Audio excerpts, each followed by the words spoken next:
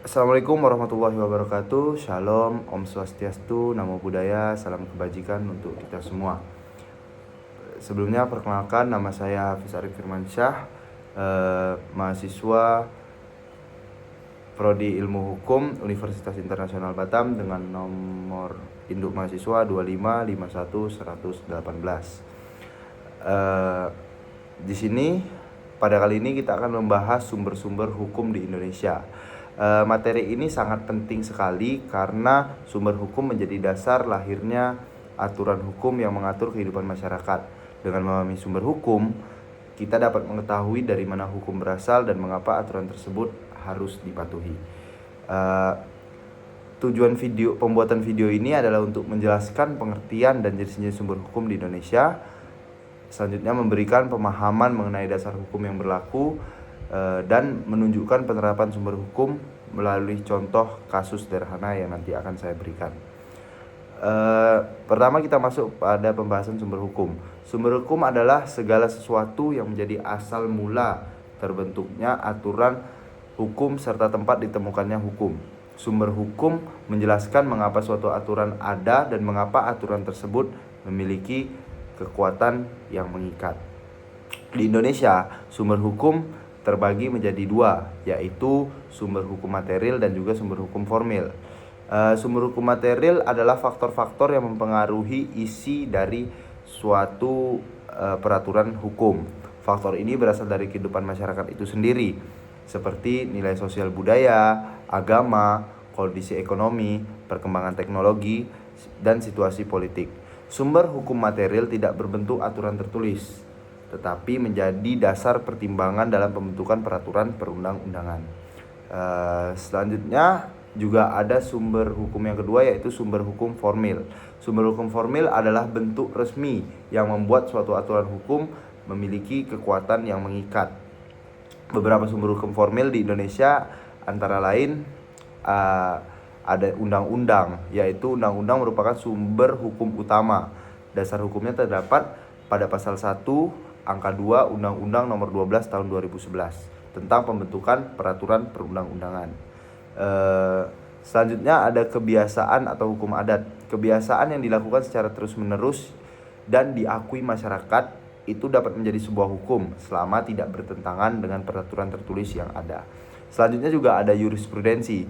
Jurisprudensi adalah putusan hakim-hakim terdahulu yang dijadikan acuan oleh hakim di masa sekarang dalam kasus yang serupa. Terus juga ada traktat atau perjanjian internasional. Traktat yang telah diratifikasi oleh Indonesia dapat menjadi sumber hukum nasional. Selanjutnya juga ada doktrin. Doktrin adalah pendapat para ahli hukum yang dijadikan rujukan dalam penyelesaian masalah hukum. Sebagai contoh, saya memberikan contoh kasus yang saya angkat itu adalah kasus tentang kopi sianida yang melibatkan Jessica Kumala Wongso yang menewaskan Wayan Mirna pada tahun 2016 lalu. Sudut pandang dari hukum material, Jessica Wongso didakwa melanggar pasal 340 KUHP tentang pembunuhan berencana. Dalam hal ini, hukum material berperan untuk menilai perbuatan apakah perbuatan terdakwa memenuhi unsur-unsur tindak pidana seperti adanya kesengajaan, perencanaan, dan akibat berupa hilangnya nyawa seseorang. Sementara itu, dari hukum formil, perkara ini diproses berdasarkan Kitab Undang-Undang Hukum Acara Pidana atau KUHP. Proses meliputi penyidikan, penutupan, pemeriksaan alat bukti di persidangan hingga putusan hakim.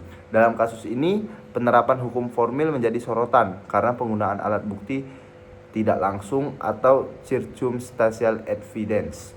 Dari kasus ini dapat kita lihat bahwa hukum material tidak dapat ditegaskan tanpa hukum formil, begitu juga sebaliknya.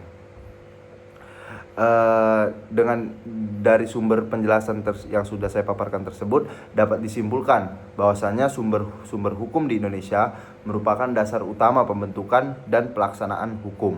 Sumber hukum yang terdiri dari sumber hukum material dan sumber hukum formil yang saling melengkapi untuk menciptakan kepastian dan keadilan hukum. Memahami sumber hukum sangat penting agar masyarakat yang pertama mengetahui hak dan juga kewajibannya. Yang kedua, tidak mudah melanggar hukum. Yang ketiga, dapat tertib dan bertanggung jawab, serta kesadaran hukum merupakan kunci terciptanya masyarakat adil dan taat hukum. Demikian penjelasan mengenai sumber-sumber hukum di Indonesia. Semoga apa yang saya sampaikan dapat menjadi sebuah manfaat dan juga menambah pemahaman kita semua mengenai hukum yang ada di Indonesia.